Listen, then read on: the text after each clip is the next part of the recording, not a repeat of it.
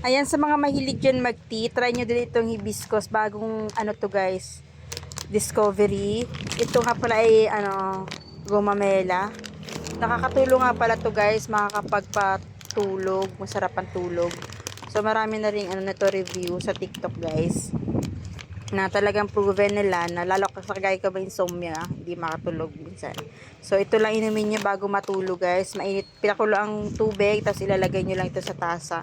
The best naman talaga mga tea guys, kahit anong tea. Pero ito, i-share ko nga rin sa inyo itong bagong tea. So, ayan, hirap pa buksan. So, bagong tea kasi ito guys. Yan. So, ayan, ang ganyan yung bag niya.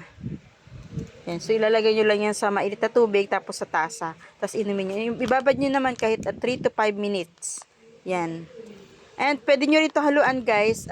Additional ko nga lang pala. Wala kasi ako, bibili pala ako mamaya. Ng cloves. Yan, the best din yun, guys.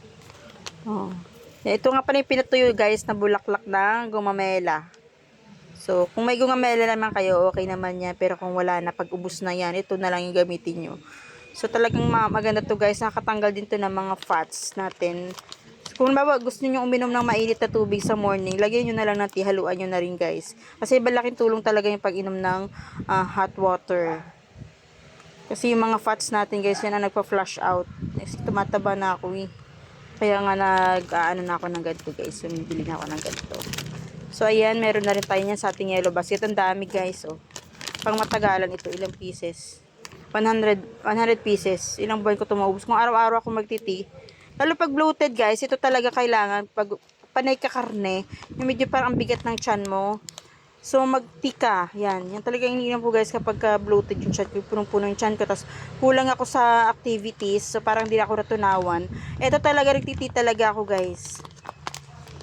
Sa bahay may tanim ako doon na na tea, na bulaklak. Nasa province pa yun. So, dahil nga pag sa work nga ako, so, ganito lang yung dadalhin ko talaga pag sa work ako. So, sobrang kailangan talaga ito na guys sa ating kalusugan. So, hindi yung puro soft drinks kayo, mag-inom din kayo ng ng healthy food sa katawan nyo. Yan. Lalo yung mga kulang sa mga activities dyan. So, mag-tea kayo, mag-tea. Kahit once a day. Ito guys, best nga pala ito inumin bago matulog sa gabi. Sa gabi ito the best. Kasi pampasarap nga ito ng matulog. Yung pagkakainom mo pa lang, dadalawi ka talaga ng antok.